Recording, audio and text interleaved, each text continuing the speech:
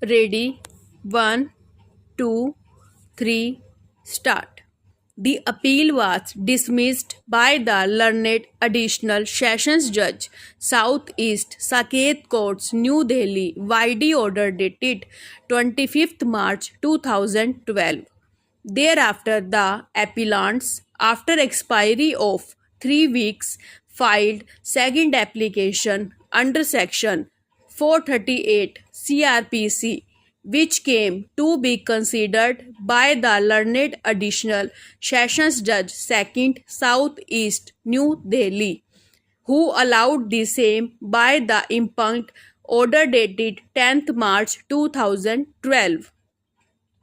The aforesaid order was assailed before the High Court on two grounds.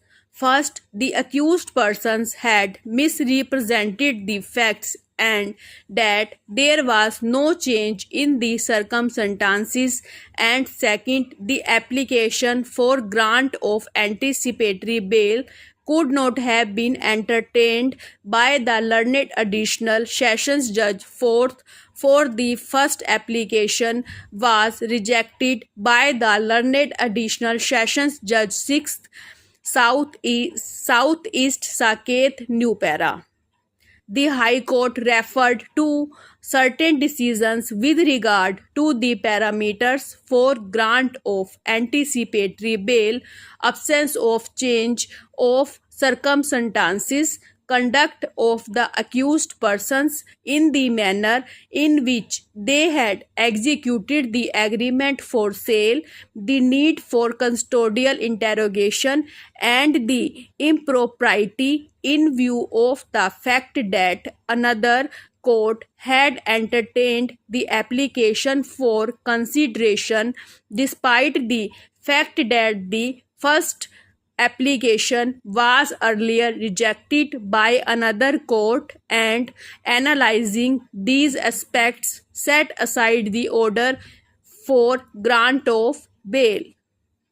It is necessary to state here that the High Court has drawn a distinction between an order passed which is perverse in nature, inviting the wrath of impropriety, and a cancelling order of bail due to supervising circumstances after the grant of bail. New para.